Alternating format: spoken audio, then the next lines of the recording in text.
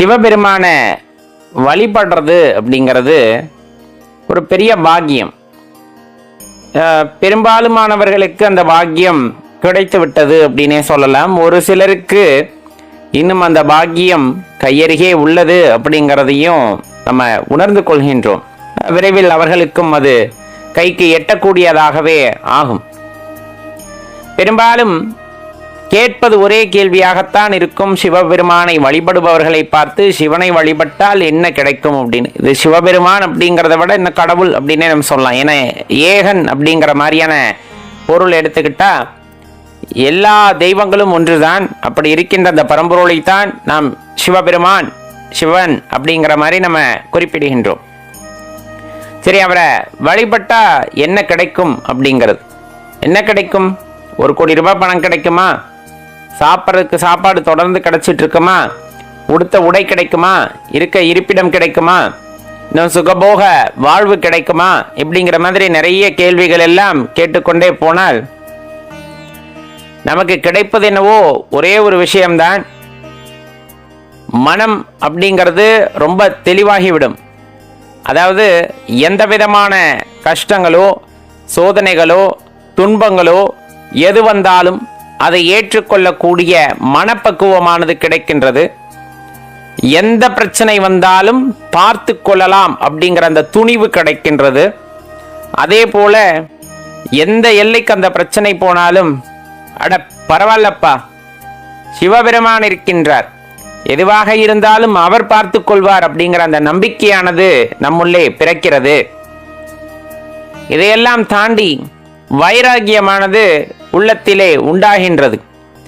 எந்த ஒரு காலகட்டத்திலும் இன்பமோ துன்பமோ, அதுவும் கடினமான காலகட்டத்திலும் கூட அவன் இருக்கும்போது எனக்கு என்னையா அப்படி நடந்துற போகுது அப்படிங்கிறது, இதெல்லாம் ஒரு சாதாரண விஷயம் அப்படிங்கிறது. இன்னொன்று பார்த்தீங்கன்னா, அந்த வினையை பற்றி கவலையே படாமல் அப்படியே கடந்து போகிறது. இந்த தன்மையெல்லாம் சிவபெருமானை வழிபடுபவர்களிடம் நீங்கள் அதிகமாக பார்க்க முடியும். அட போப்பா, சிவபெருமானே நம்முடன் இருக்கின்றார் அப்படிங்கிற அந்த ஒரு எண்ணமானது மனதிலே உதித்துவிடும். இது உண்மையான பக்தி உடையவர்களுக்கு இதை உணர்ந்து கொள்ள முடியும். உண்மையான பக்தி அப்படின்னா நம்ம என்ன சொல்ல முடியும் அப்படின்னா, எதையும் எதிர்பாராத பக்தி. சிவபெருமானிடம் எதையும் எதிர்பார்க்காத பக்தி ஒருவன் கொண்டிருக்கின்றான் என்னும் பொழுது இப்போ நம்ம சொன்னது அப்படியே சித்தியாகும். சித்தியாகும்னா எதை பற்றியும் பெருசாக அலட்டிக்க தேவையில்லை, கவலைப்பட தேவையில்லை. இந்த உலகத்தில் எல்லா இயக்கங்களும் இறைவனின் அந்த கண் அசைவிலேயே இருக்கிறது. அவருடைய அந்த இயக்கம் அப்படிங்கிறது, பிரபஞ்ச இயக்கம் அப்படிங்கிறது பிரபஞ்சத்தை மட்டும் இயக்கவில்லை, அங்குள்ள ஒவ்வொரு அணுக்களையும் இயக்கி கொண்டிருக்கிறது. அந்த அணு இயங்க வேண்டும் என்றாலும் அது சிவபெருமானால் மட்டுமே முடியும். அவனின்றி ஓர் அணுவும் அசையா அப்படிங்கிற அந்த வாக்கியம் எப்பொழுதுமே மனதில் இருக்கும் பொழுது தெரிந்து கொள்ள முடியும். அப்போ ஒரு துன்பமோ கஷ்டமோ நமக்கு பிறவி அந்த வினையின் காரணமாக நிகழ்கிறது என்றால் அதை அமைதியாக அனுபவித்து அதிலிருந்து மீண்டு வருவதுதான் நமக்கான இலக்காக இருக்க வேண்டுமே தவிர, இவ்வளவு துன்பத்தை கொடுத்து விட்டாயே ஆண்டவா அப்படின்னு இறைவனை மீண்டும் வசைபாடிக்கொண்டு இருப்பதில் எந்த பலனும் இல்லை. நம்மளுடைய பிறப்பின் நோக்கத்தை தெளிவாக அறிந்து கொண்டு சிவபெருமானை உணர வேண்டும் என்ற எண்ணத்தில் முன்னோக்கி நகர வேண்டும். எந்த துன்பம் வந்தாலும் அவர் இருக்கின்றார் அப்படிங்கிற அந்த எண்ணமானது உங்கள் மனதில் ஆழமாக இருக்கிறது என்றால், அது எப்படிப்பட்ட துன்பமாக இருந்தால் என்ன, வந்த நொடியிலே சூரியனை கண்ட பனி போல அப்படின்னு சொல்ற மாதிரி எந்த துன்பம் வந்தாலும் சிவாய நம அப்படிங்கிறது ஒரு வார்த்தை எல்லா துன்பங்களையும் போக்கிவிடும். எல்லா துன்பங்களையும் போக்கக்கூடிய ஆற்றலானது பஞ்சாட்சர மந்திரத்திற்கு உண்டு. அப்படி இருக்கையில் அந்த பஞ்சாட்சர மந்திரத்தை தொடர்ந்து சொல்லிக்கொண்டே இருக்கும் பொழுது எவ்வினை வந்தால் என்ன, அவ்வினை வந்த வழியை பார்த்து சென்றுவிடும் அப்படிங்கிற மாதிரி இந்த பஞ்சாட்சர மந்திரத்தை மட்டும் தொடர்ந்து சொல்லி கொண்டிருக்கும் போது வாழ்க்கையில் ஏற்படுகின்ற பிணி அப்படின்னு சொல்லக்கூடியது, இந்த வாழ்க்கையவே சில பேர் அப்படித்தான் பார்ப்பாங்க. இப்படிப்பட்ட அந்த வாழ்க்கை சுழற்சியிலிருந்து, இந்த பிறப்பு இறப்பு சுழற்சியிலிருந்து நம்மை வெளிக்கொண்டு வரக்கூடிய ஆற்றல் படைத்தவர் சிவபெருமான் அப்படிங்கிறத தெளிவாக தெரிஞ்சுக்கணும். அப்போ சிவபெருமானை வழிபடும் போது நமக்கு என்ன கிடைக்கும் அப்படின்னா, துணிவு கிடைக்கிறது, பற்றற்ற நிலையானது உண்டாகின்றது, எல்லாமே பரம்பொருள் தான் அப்படிங்கிற அந்த உயர்ந்த எண்ணமானது ஒருவன் மனதிலே உதிக்கின்றது. அப்ப அவ்வளவு சாதாரணமாக இதெல்லாம் ஏற்பட்டு விடுமா அப்படின்னா, தான் கொண்ட அதீத அன்பின் காரணமாக, தான் கொண்ட அதீத பக்தியின் காரணமாக மட்டுமே இதெல்லாம் சாத்தியமே தவிர, சாதாரண மனிதர்கள் போல இறைவனிடம் போய் பேரம் பேசி கொண்டிருக்கும் போது இந்த தன்மை எதுவுமே அவர்களுக்கு வாய்க்கப்பெறாது. இதை கூட நான் உனக்கு அதை தர்றேன், சிவபெருமானே எனக்கு ஒரு 2 கோடி ரூபாய் காசு வேணும், சிவபெருமானே எனக்கு தங்கறதுக்கு ஒரு வீடு பத்தாது, ஊருக்கு ஒரு வீடு வந்துட்டு கட்டணும், அதே போல எந்த வழியில பணம் வருதுன்னா எனக்கு தேவையில்லை, எனக்கு பணம் வந்துகிட்டே இருக்கணும், இந்த மாதிரியெல்லாம் இறைவனிடம் போய் பேரம் தயவு செய்து பேசாதீர்கள். அப்படி பேசும் பொழுது அது உண்மையான பக்தியாக இருப்பது இல்லை. நான் எதற்கு இந்த பூமிக்கு பிறந்து வந்தேன், அதோட பிறப்பின் ரகசியம் என்ன என்பதை அறிந்து கொள்வதற்கு இறைவனிடம் வேண்டுதல் வைக்கலாம். எதற்காக வந்தேன் என்று எனக்கு உணர்த்து இறைவா, அதை நோக்கி நான் பயணம் செய்ய வேண்டும், அதை நோக்கி நான் பயணித்து நான் வந்த வினை எதற்காகவோ அதை ஆற்றிவிட வேண்டும் அப்படிங்கிறத வேணா இறைவனிடம் மன்றாடி கேட்டுக்கொள்ளலாம். எந்த துன்பம் வந்தாலும் சரி, நீ உடனே இருக்கையிலே அதெல்லாம் ஒரு துன்பமா அப்படிங்கிறது ஒரு எண்ணமானது மனதிலே ஏற்படும் பொழுது கண்டிப்பா அது ஒரு உயர்ந்த நிலையப்பாது, அது ஒரு உயர்ந்த நிலை. அது அவ்வளவு சாதாரணமாக அனைவருக்கும் வாய்க்கப் பெறுவதில்லை. பெரிய பெரிய ஞானிகளும் பெரிய பெரிய அறிஞர்களுமே கூட ஒரு சில சமயங்களில் எவ்வளவு பொறுமையாக இருந்தாலும் அது எல்லை மீறும் பொழுது அது கோபமாகவோ விரக்தியாகவோ வெறுமை அப்படின்னு சொல்லக்கூடிய தன்மையவோ அடைந்து விடுகிறார்கள். ஆனால் எப்படிப்பட்ட சூழ்நிலையிலுமே இறைவனை நம்பியவர்கள், நம்ம சிவபெருமானை நம்பியவர்கள், எந்த வினை வந்தாலும் அது தீவினையாக இருந்தாலும் ரொம்ப கடினமானதாக இருந்தாலும் என்னை எதுவும் செய்யாது, காரணம் நான் ஈசனின் அடிமை அப்படிங்கிற மாதிரி இருந்து கொள்வதன் காரணமாக அந்த வினை அவர்களையும் எதுவும் செய்யாது அப்படிங்கிறத தெரிந்து கொள்ள வேண்டும். எப்பவுமே ஒரே விஷயம்தான், அந்த தன்னம்பிக்கையை மனதிலே ஒரு பெரிய ஒரு உந்துதலை கொடுக்கணும் அப்படின்னா அது இதனால மட்டும்தான் சாத்தியமான விஷயம். எது சிவபெருமான் மீது நாம் வைக்கின்ற பக்தியினால் மட்டுமே அது சாத்தியமாக கூடிய விஷயம் அப்படிங்கிறத தெளிவா தெரிந்து கொள்ளுங்கள் நண்பர்களே. அப்ப வேண்டினா என்ன கிடைக்கும்? உண்மையான பக்தியோடு வேண்டினால் இந்த பிறப்பற்ற நிலையை அவர் உருவாக்குவார். நம்மை உணர்ந்து கொள்வதற்கான வாய்ப்பை அவர் ஏற்படுத்தி கொடுப்பார். அதற்கான சூழ்நிலைகளை நமக்கு ஏற்படுத்தி கொடுப்பார். அதைவிட பேரானந்தம் அப்படிங்கிறது வேற என்ன இருந்துவிட முடியும் அப்படிங்கிறது தான் நம்ம கேட்கிற அடிப்படை கேள்வி. இதை உணர்ந்து கொண்டால் வாழ்க்கையில் நாம் எதுவும் இறைவனிடம் சென்று கேட்க மாட்டோம். எது வேண்டுமோ அதை பிரித்தறிந்து ஆராய்ந்து கேட்பதுதான் நம்முடைய ஆன்மீகம் அப்படிங்கிற அந்த ஒரு விஷயம். சிவபெருமான் மீது நாம் கொண்டுள்ள அன்பு அப்படிங்கிற விஷயமெல்லாம் வெளிப்படும் அப்படின்னா அதில் எந்த மாற்று கருத்துமே இல்லை. பெரும்பாலும் எல்லாருக்கும் ஒரு எண்ணம் உண்டு, நான் இறைவனை வழிபடுகின்றேன், ஈசனை வழிபடுகின்றேன், ஆனால் சில நேரங்களில் எனக்கு அவர் உதவுவதில்லையே அப்படிங்கிற மாதிரியான எண்ணங்கள்லாம் சில பேர் கொண்டுள்ளனர். அது எல்லாத்துக்கும் இயல்பா வர்றது தான். ஏன்னா எதிர்பார்ப்பு அப்படிங்கிற ஒரு விஷயம் சக நண்பர்கள் உறவினர்களிடமிருந்து தாண்டி இறைவனிடமும் அந்த எதிர்பார்ப்பு அப்படிங்கிறது வரும்போது இந்த மாதிரியான வார்த்தைகள் வருவது தவிர்க்க முடியாததாக ஆகின்றது. சரி, அப்ப நான் எதிர்பார்க்கிறது தப்பா அப்படின்னா தவறெல்லாம் இல்லை, கொஞ்சம் பொறுமையா கேளுங்க, தெரிஞ்சுக்கலாம். பெரும்பாலும் இன்பம் துன்பம் 2 விஷயம் நம்ம வாழ்க்கையை ஆட்டி படைக்கிறது அப்படின்னு நம்ம சொல்லலாம். அதுக்கெல்லாம் அடிப்படை காரணமா இருக்கிறது பாத்தீங்கன்னா ஆசை அப்படிங்கிற ஒரு விஷயத்தை நம்ம குறிப்பிட முடியும். அந்த ஆசை இல்லாமல் இருக்கும் பொழுது நம்மளுக்கு இன்பமோ துன்பமோ எது வந்தாலும் அது ஒரு பெரிய பொருட்டே இல்லை. அதே சமயத்தில் ஆசை இருக்கும் பொழுது அது நிறைவேறிவிட்டதாக நாம் நினைத்து கொள்ளும் பொழுது அது இன்பமாக நமக்கு தெரிகின்றது. அதே சமயத்தில் நான் வைத்த ஆசையானது நிறைவேறாமல் போய்விட்டது என்று நினைத்து கொள்ளும் பொழுது அது துன்பமாக நமக்கு தெரிகின்றது. நல்லா தெரிஞ்சுக்குங்க, இன்பமாக நமக்கு தெரிகின்றது, துன்பமாக நமக்கு தெரிகின்றது. அப்ப இன்பமாக தெரிவது எப்படி அப்படின்னா, அதை அடைந்து விட்ட எண்ணத்தில் நம் மனதானது பூரித்து காணப்படுவது இன்பமாக தெரிவதாக நாம் உணர்ந்து கொள்கின்றோம். அதை இழந்து விட்டதாக நினைக்கும் பொழுது அது துன்பமாக நாம் உணர்ந்து கொள்கின்றோம். உண்மையில் இன்பம் துன்பம் உண்டா அப்படின்னா கட்டாயமா கிடையாது அப்படின்னு தான் ஞானிகள் குறிப்பிட்டு சொல்றாங்க. சரி, இப்ப இந்த இன்ப துன்பத்திலிருந்து வேறுபட்டு நிற்கும் பொழுதுதான் இறைவனை உணர முடியுமானா, கட்டாயமா அந்த அடிப்படையான ஆசை அப்படிங்கிற ஒரு விஷயம் இல்லாமல் இருக்கும் பொழுது நமக்கு மறுபிறப்பு அப்படிங்கிறது இல்லாமல் போகின்றது. அப்ப நாம் இறைவனை வந்துட்டு எளிதில் நெருங்க முடிகிறது அப்படிங்கிறதையும் நம்ம இந்த நேரத்தில் நல்லா தெரிஞ்சுக்கணும். சரி, இப்ப இயல்பா நம்ம சொல்ற விஷயம், கஷ்ட காலத்துல இறைவன் என்னை காப்பாற்றுவதில்லையே அப்படிங்கிற அந்த ஒரு கேள்வி. சில பேர் நான் பிறந்ததுல இருந்தே கஷ்டப்பட்டுக்கிட்டு தான் இருக்கேன், எனக்கு எந்த காலத்திலும் இறைவன் உதவி செய்ததே இல்லையே அப்படிங்கிற மாதிரியான ஒரு கேள்வி எல்லாம் எழுவது இயல்பான ஒன்றுதான். ஒன்னே ஒண்ணுதான், எப்பவுமே நம்ம நிகழ்காலத்தில் இருப்பது இல்லை. அதுதான் ரொம்ப ஒரு பெரிய விஷயம், ஒரு பெரிய தவறான விஷயமும் கூட அப்படின்னு நம்ம சொல்லலாம். நம் உடல் மட்டும்தான் நிகழ்காலத்தில் இருக்கிறதே தவிர நாம் நிகழ்காலத்தில் இருப்பதில்லை.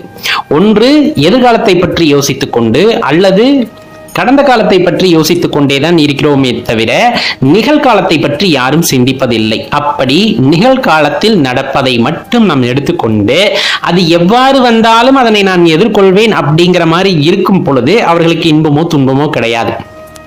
அப்படி நிகழ்காலத்தில் வாழ்பவர்கள் இறைவனாகவே இருக்கின்றார்கள் அப்படிங்கிறது தான் நிதர்சனமான உண்மை. நிகழ்காலத்துல உடலும் இருக்கணும், உள்ளமும் இருக்கணும், மனமும் இருக்கணும். ரொம்ப முக்கியமான விஷயம். அது முறையான பயிற்சி இல்லாமல் யாருக்கும் கிடைப்பதும் இல்லை. அவ்வாறு நிகழ்காலத்தில் வாழக்கூடிய ஆன்மாவாக மாறும் பொழுது இறைவனாகவே ஆகின்றோம். அப்பொழுது இறைவன் வழிகாட்டுகின்ற நன்மையும் கிடையாது, தீமையும் கிடையாது என்று. நம்மால் நிகழ்காலத்தில் இருக்க முடியவில்லை அப்படிங்கும் போது எல்லாமே துன்பமா தான் இருக்கு. நான் இறைவன்கிட்ட கேட்டேன் கிடைக்கல, இறைவன்கிட்ட அதை கேட்டேன் கிடைக்கல, இதை கேட்டேன் கிடைக்கல. நம்ம ஏன் கேட்கணும் அப்படிங்கிறதான் நம்ம இந்த இடத்துல கேட்டுக்கொள்வது. உலகத்துல எத்தனையோ உனக்கு கொடுத்திருக்காரு. நல்ல இயற்கை காட்சி அங்கங்க பார்த்தா பசுமையா இருக்கும், அதெல்லாம் காசு கொடுத்து பார்க்கணும்னு இல்லையே. நம்ம போற போக்குல ரோட்ல முளைச்சிருக்க செடியெல்லாம் எப்படி முளைச்சிருக்கு அப்படிங்கிறதே பெரிய அதிசயமான விஷயம். அதெல்லாம் அமைதியா உட்காந்து பார்க்கறதுக்கு கூட நமக்கு நேரம் இல்லை. ஆனா அதெல்லாம் இறைவன் உங்களுக்காக கொடுத்தது. ஆனா அதெல்லாம் பார்க்கறத விட்டுட்டு வீட்டில் தனியா ஒத்த ரோஜா வாங்கி வச்சு பார்க்கணும் அப்படின்னு நினைக்கிறது தான் மனுஷனோட ஆசை. அப்ப எது கிடைக்கலன்னு ஆசைப்படுறோம்? ஒத்த ரோஜா கிடைக்கலன்னு ஆசைப்படுறோம். ஆனா இறைவன் நமக்காக கொடுத்த பெரிய பூந்தோட்டமே இந்த உலகத்துல இருக்கு அப்படிங்கும் போது அதை நம்ம கண்டுக்கிறது இல்லை. உண்மையான இன்பம் அப்படிங்கிறது இறைவன் நமக்கு கொடுத்ததை காண்பது, இறைவன் நமக்கு கொடுத்ததை அனுபவிப்பது. நானாக கேட்டு ஒன்றை பெறுகிறேன் அப்படிங்கும் போது அதுல இன்பம் துன்பம் எல்லாம் கலந்து வந்துருது. ஒன்னே ஒண்ணு யோசிச்சு பாருங்க. நான் இப்ப சொன்ன மாதிரி ரோட்டு ஓரத்துல புல்லு முளைச்சிருக்கு, அது காஞ்சி போனாலும் நம்ம கவலைப்பட மாட்டோம். அது திடீர்னு செழுமையா வளர்ந்தாலும் நம்ம கவலைப்பட மாட்டோம். ஆனா நம்ம சொன்ன மாதிரி நீங்க ஆசைப்பட்டு ஒரு ரோஜா செடியை வாங்கிட்டு வரீங்க, நல்லா பூக்கும் போது மனசு இன்பமா உணர்கிறது, காஞ்சு போகும்போது துன்பத்தை உணரும். அதனாலதான் நான் சொல்றேன், இறைவன்கிட்ட எதையும் கேட்காதீர்கள், கேட்டு பெறாதீர்கள். கேட்டேன் கிடைக்கவில்லை என்று நினைக்காதீர்கள். அவர் கொடுக்கவில்லை என்றால் அதில் ஏதோ ஒரு காரணம் உங்களுக்காகத்தான் இருக்கிறது என்பதை உணர்ந்து கொள்ள வேண்டும். அப்ப நம்ம பார்க்க வேண்டியது ரோட்டு ஓரத்துல அல்லது மலையோரங்கள்ல அதுவா முளைச்சிருக்க செடியை பார்த்து சந்தோஷப்படுற மாதிரி நமக்கு கிடைத்திருக்கின்ற அனைத்தையும் வைத்து சந்தோஷமாக இருப்பதாக உணர்ந்து கொண்டால் வாழ்க்கை இன்பமானதாக இருக்கின்றது.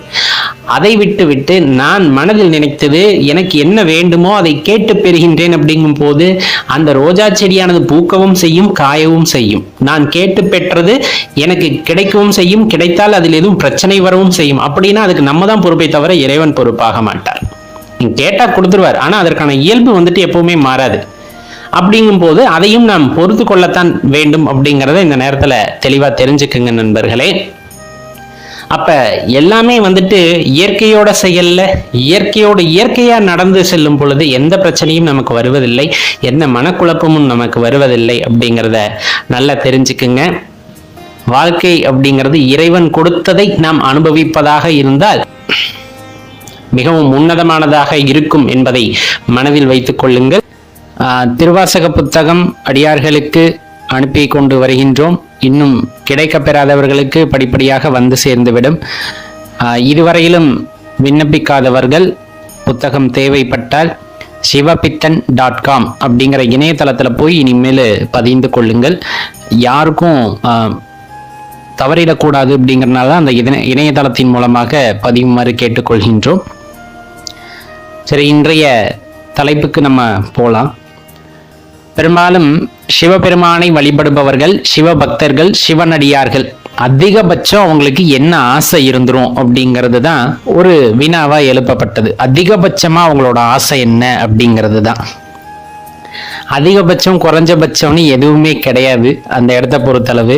நிஜமாலுமே சிவபெருமான உண்மையாலுமே அந்த சிவம் அப்படிங்கிறது என்னன்னு உணர்ந்துக்கணும் அப்படிங்கிறது ஆரம்ப காலகட்ட நிலையில் இருக்கக்கூடிய எல்லாத்துக்கும் ஒரு சின்ன ஆசை.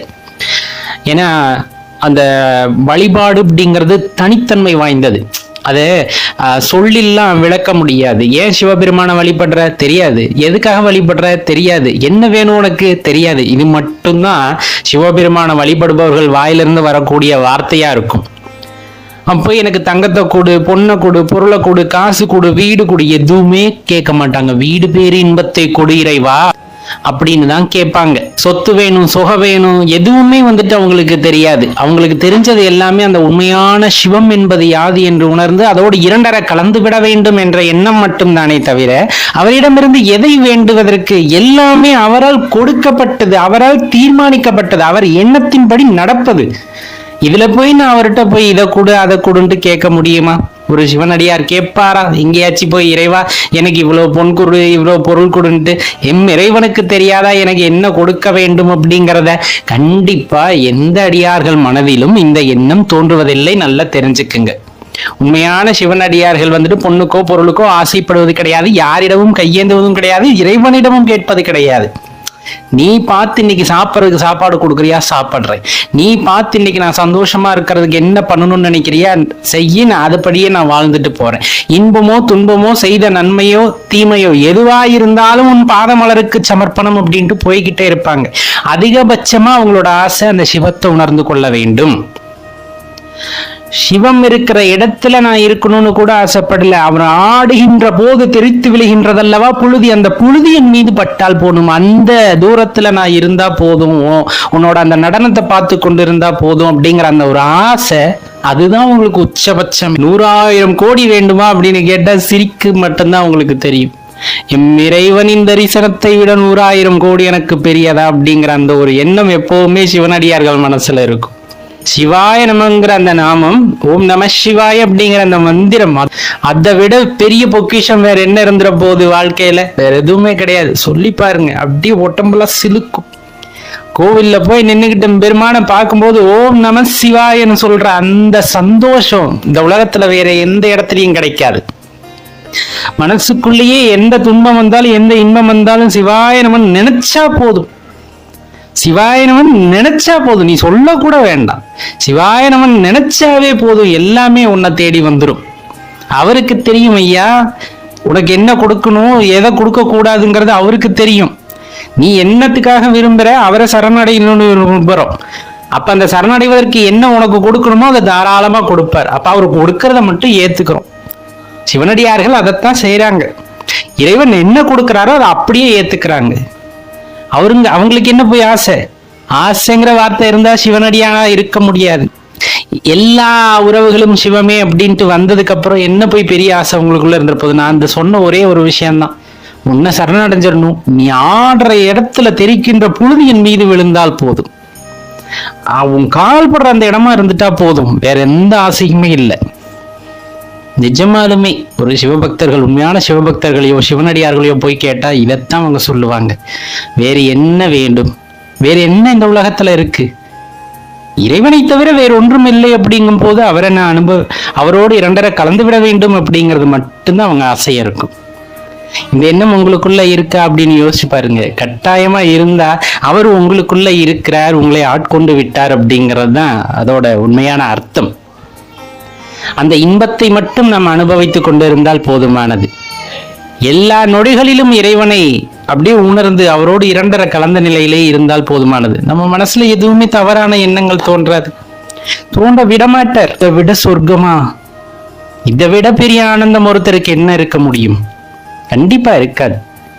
அதனால எப்பவுமே நம்ம மனசுல இருக்க வேண்டியது ஓம் நம சிவாய அப்படிங்கிற அந்த மந்திரமும் சிவாய நமங்கிற அந்த சூட்சமும் நம்ம மனசுக்குள்ள இருந்தது அப்படின்னா போதும். ரொம்ப ரொம்ப சந்தோஷமான வாழ்க்கைனா அது பார்த்தா இருக்கும். எல்லா அடியார்களும் சொல்வது கேட்டு பாருங்க, தெரியும். வாழ்க்கைய குறை சொல்லாதவர்களை இந்த உலகத்தில் பார்க்க முடியுமா அப்படிங்கிற கேள்வியை கேட்டு பாருங்களேன். ஏன்னா நம்மளை நாமே எப்பவுமே தாழ்வா நினைத்துக் கொள்கின்றோம். எந்த விதத்திலையும் சரி, இயற்கையா நீங்க ஒரு வாழ்க்கைய சராசரி மனிதனா வாழணும்னு நினைக்கிறவங்க கூட எப்பவுமே வாழ்க்கையை குறை சொல்லாதவர்கள் இருக்கவே மாட்டார்கள். நாம் இருக்கின்ற நிலையிலிருந்து நம்மை விட மேல்நிலையில் இருப்பவர்களை மட்டுமே பார்த்து பழகிவிட்டதன் காரணமாக இவ்வளவு அரும்பெரும் வாழ்க்கையை குறை சொல்லாதவர்களை நம்மால் பார்க்கவே முடிவதில்லை. ஏதோ ஒரு விதத்துல நல்ல வாழ்க்கை, அன்பான குடும்பம், நல்ல அம்மா அப்பா, அதே போல துணைவி, குழந்தைகள் இத்தனையும் கிடைக்க பெற்றாலும் எப்பொழுதுமே நம் மனதில் ஒரு குறை இருந்து கொண்டே இருக்கின்றது. அந்த குறை எதனால் வந்தது அப்படிங்கிறத யோசிச்சு பார்த்தோம்னா, மற்றவர்களை ஒப்பிட்டு பார்ப்பதினால்தான் அந்த குறையானது மனதிலே ஏற்படுகின்றது. அப்படிப்பட்ட அந்த ஒப்பீடு அப்படிங்கிறது சரிதானா அப்படிங்கிற விஷயத்தை எடுத்துக்கொள்ள வேண்டும். ஏன்னா நம்மள பெரும்பாலுமானவர்கள் நேர காலத்தை நம்பி இருக்கிறோமே தவிர நம் உழைப்பையும் நமது அந்த உத்வேகத்தையும் நம்புவதற்கு மறுத்து விடுகின்றோம்.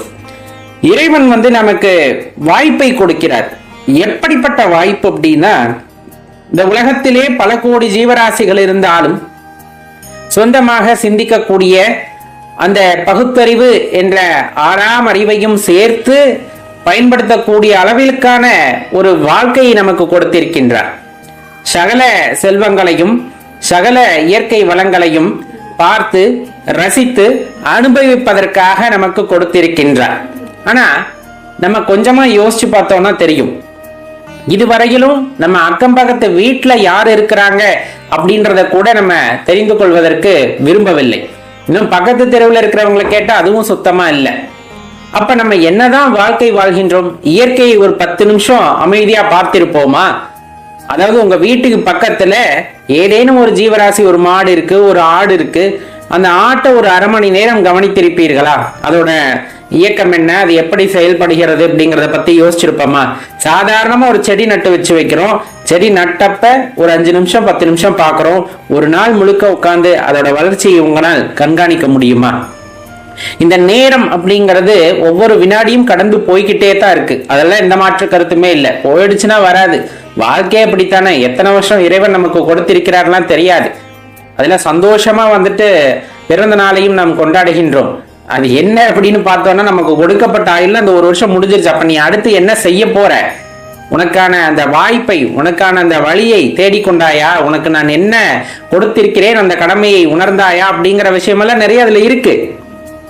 அப்ப வாழ்க்கையை குறை சொல்வது சரிதானா? இப்ப சொல்லுவாங்க இல்லையா, என்னை ஏழையா படைச்சிட்டாரு, எனக்கு இந்த குறைய கொடுத்துட்டாரு, எனக்கு படிப்பே ஏறல, எனக்கு படிப்பு நல்லா வேலை அமையல, எல்லாம் சரியா இருக்கு, ஆன்மீக பாதையில போகணும்னு நினைக்கிறேன், எனக்கு குரு சரியா அமையல, குரு சரியா அமைஞ்சாலும் என்னால அவரோட உபதேசங்களை கேட்டு பின்பற்ற முடியல.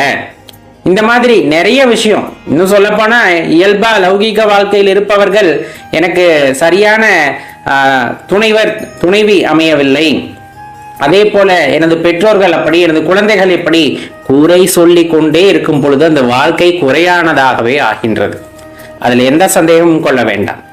எப்பொழுது நாம் குறை சொல்ல வேண்டும் என்று நினைத்து விட்டோமோ அந்த குறையானது நம்மிடம் இருந்துதான் துவங்குகிறது அப்படிங்கிறத மனதில் வைத்துக் கொண்டா வாழ்க்கையை பத்தி எப்பவுமே நம்ம குறை சொல்ல மாட்டோம். யோசிச்சு பார்த்தீங்கன்னா உங்களுக்கு தெரியும், பிறப்பு அப்படிங்கிறதே பெரிய விஷயம். அதுலயும் இந்த மானிட பிறப்பு அப்படிங்கிறது அரும்பெரும் விஷயம், கிடைத்தற்கு அரிய வரம் அப்படின்னு நம்ம சொல்லலாம். அந்த வரத்தை நாம் பெற்றுதான் இந்த மானிட பிறவி எடுத்திருக்கின்றோம். அதுல பல வாய்ப்புகள் நமக்கு முன்னாடி கொடுக்கப்படுகின்றது. பல வாய்ப்புகள் நமக்கு முன்னாடி கொடுக்கப்படுகிறது. ஒரு குறிப்பிட்ட அளவு வரலும் நமக்கு சொந்த செயல்பாடு இல்லைங்கிறனால பெற்றோர்களால நம்ம வாழ்க்கையானது தீர்மானிக்கப்படுகிறதுன்னு வச்சுக்கிட்டாலும், நம்மால் உணர முற்படும் பொழுது, நமக்கு எல்லா விஷயங்களையும் தெரிய வரும் போது நமக்கு முன்னாடி அனைத்து வாய்ப்புகளுமே இருக்கும். அதில் எந்த வாய்ப்பை பயன்படுத்தி கொள்கின்றோம் அப்படிங்கிறது தான் ரொம்ப முக்கியம். எனக்கு நேரம் சரியில்லை, எனக்கு கட்டம் சரியில்லை அப்படின்ட்டு செயல்படாமையே ஒரு 5 வருஷத்துக்கு 7 வருஷத்துக்கு உட்கார்ந்துருந்தா எல்லாம் மாறிடும் அப்படின்னு நினைச்சா இறைவனால கூட எதையும் மாற்ற முடியாது. ஒரு ஆன்மீக சாதகன் எந்த நேரத்திலையுமே இறைவனோட நினைவிலேயே இருக்க வேண்டும். இறைவனோட நாம ஜபத்தை சொல்லிக்கொண்டே இருத்தல் வேண்டும். அப்படி சொல்லிக் கொண்டிருக்கும் பொழுது, அந்த நினைவிலே இருக்கும் பொழுதுதான் நமக்குள் சின்ன சின்ன மாற்றங்களை ஏற்படுத்த முடியும். ஒரே இரவுல எல்லாமே தலைகீழா மாறிடுமா அப்படின்னா கண்டிப்பா மாறாது, கண்டிப்பா மாறாது. ஒருவேளை நேரம் சரியில்லை அப்படிங்கிறது உங்க மனதுல விழுந்துருச்சு அப்படின்னா அந்த சரியில்லாத நேரத்தை உங்க வாழ்க்கை முழுவதுமே மாற்ற முடியாது. தெளிவா தெரிஞ்சுக்குங்க. என்னதான் நேரம் சரியில்லை அப்படிங்கிற மாதிரியான வார்த்தைகள் உங்கள் காதில் வந்து விழுந்தாலும், உங்களுக்கு கெட்ட நேரம் அப்படின்னு சொன்னாலும், இல்ல நீங்க ஏழையா பிறந்திருக்கீங்க, உங்க வீட்டுல இத்தனை பிரச்சனை, இது எல்லாம் இருந்தாலும் இது யாவும் உங்கள் மனதை தொட்டு பார்க்காத வரை உங்களை யாரும் எதுவும் செய்ய முடியாது. இது இறைவன் கொடுத்த வரம், சிவபெருமான் நமக்கு கொடுத்த வரம். அந்த நிகழ்வானது உங்கள் மனதை தொட்டு விட்டால், அதிலே சென்று புதைந்து விட்டால், அதிலிருந்து உங்களை மீட்டெடுப்பது அப்படிங்கிறது சாதாரண விஷயமும் கிடையாது. நான் பரம ஏழையா இருக்கேன், என்னால இதுல இருந்து மீண்டு வர முடியாதுன்னு நினைச்சிட்டீங்கன்னா கண்டிப்பா மீண்டு வர முடியாது. எனது குழந்தைகள் அப்படி, எனது பெற்றோர்கள் இப்படி, எனக்கு வாய்த்தவர்கள் இப்படிங்கிற மாதிரி எண்ணமானது மனதிலே வேரூன்றி விட்டதென்றால் அதிலிருந்தும் நம்மை மீட்டு வர யாராலும் முடியாது. அப்ப தெளிவா தெரிந்து கொள்ள வேண்டிய விஷயம், நம் மனது அப்படிங்கிறது இறைவனோட உறைவிடம். அந்த இடம் எப்பவும் சுத்தமா இருக்கணும். அந்த இடம் எப்பவுமே நேர்மறை எண்ணங்களால் நிரம்பி இருக்க வேண்டும். எனது வாழ்க்கையை என்னால் மாற்ற முடியும், எனது வாழ்வு கண்டிப்பா மாறக்கூடிய நாளானது ரொம்ப அருகாமையில தான் இருக்கு, சீக்கிரமா என் வாழ்க்கையானது மாறப்போகின்றது அப்படிங்கிற மாதிரியான எண்ணம்.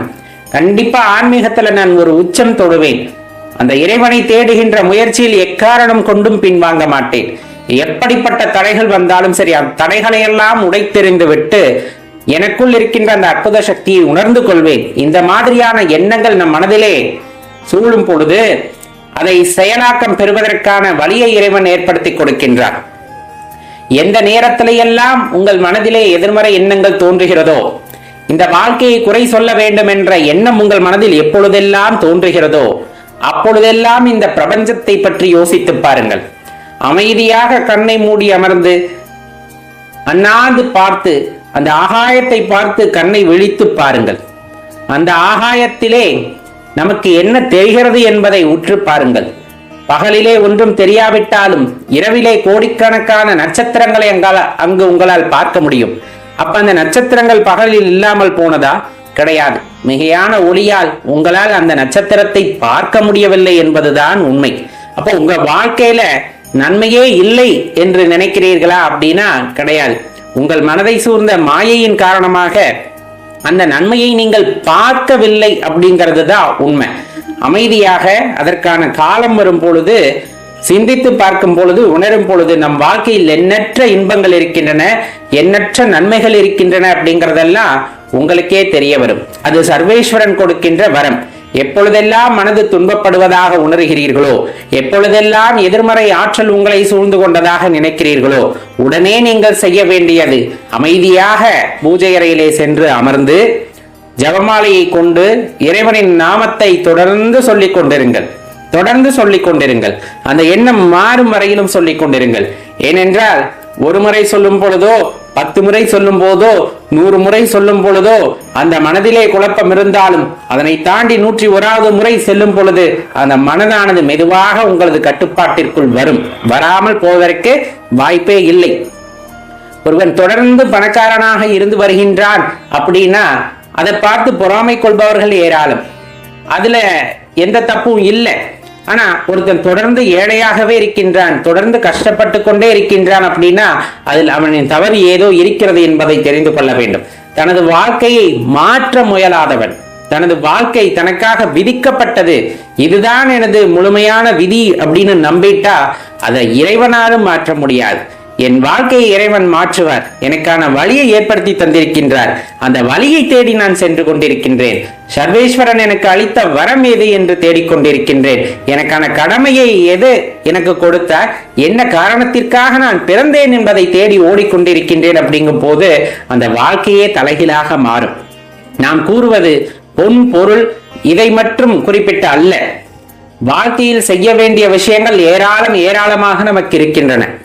நாம் ஒரு சின்ன வட்டத்துக்குள்ளே சிக்கிக்கொண்டு இதுதான் உண்மை அப்படின்னு நினைத்து கொண்டு அதிலே உருண்டு கொண்டிருக்கும் பொழுது, அதுதான் உண்மை என்று நினைத்து அதிலே வாடிக்கொண்டிருக்கும் போது வாழ்க்கை கடினமானதாக கஷ்டமானதாகத்தான் தெரியும். மாறாக இறைவன் கொடுத்த வாழ்க்கை அப்படிங்கிறது பெரிய அற்புதமான விஷயம், அது பெரிய வரம் அப்படின்னு உணர்ந்தவங்க ஒவ்வொரு நொடியையும் ஒவ்வொரு நிமிடத்தையும் அனுபவித்து வாழ்வார்கள். சிவபெருமான் இந்த வாழ்க்கையை நமக்கு கொடுத்திருக்கிறார் அப்படின்னா சாதாரண நோக்கத்திற்காக கொடுக்கவில்லை.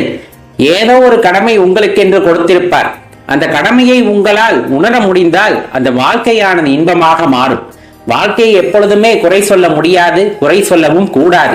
அவ்வாறு வாழ்க்கையை குறை கூறுபவர்கள் கண்டிப்பாக தன்னை உணராதவர்கள், தன்னை உணர முற்படாதவர்களாக இருப்பார்களே தவிர தன்னை உணர்ந்து கொண்டவர்கள் இந்த வாழ்க்கையை கிடைத்த வரமாகவே கருதுவார்கள்.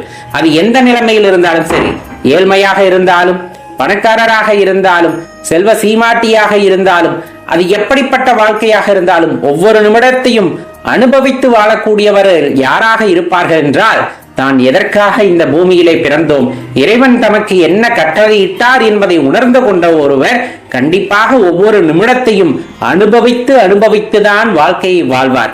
கண்டிப்பா அவருக்கு கொடுக்கப்பட்ட அந்த கடமையும் நிறைவேற்றி விடுவார் அப்படிங்கிறத இதன் மூலமாக நாம் அறிந்து கொள்ள வேண்டியது இருக்கிறது. நண்பர்களே, சாதாரண விஷயமல்ல கிடைத்த வாழ்க்கை அப்படிங்கிறது, சாதாரண வரமல்ல கிடைத்த வாழ்க்கை அப்படிங்கிறது.